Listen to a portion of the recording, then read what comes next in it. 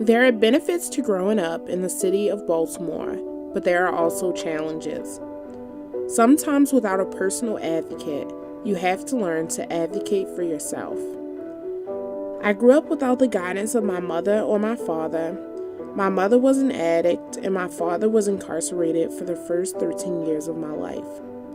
My father's incarceration had a very negative impact on my mom. Any resilience, any grit, and any will that she had to continue living was gone.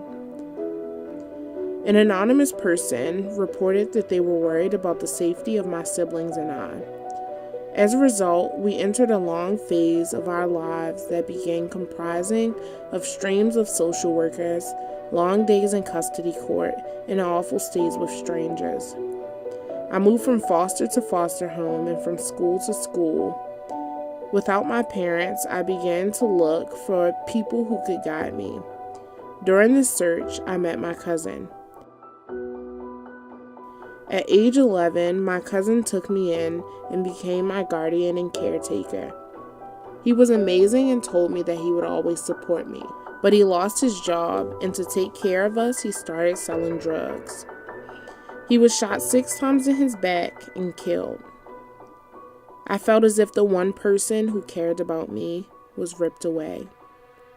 I felt as if I, too, had been shot. I ended up moving to Virginia to get a fresh start, but I struggled to focus in school and failed all of my classes as a result of depression. I eventually moved back to Baltimore to live with my grandmother. When I moved back, I met a team of committed community organizers from the intersection that were recruiting youth leaders at my high school. I was sparked by their student leadership and advocacy and decided to join their mission. I've been able to use my story and my community to cultivate change, to empower myself and those around me. As a result of the amazing community that's been built around me, I have successfully graduated high school.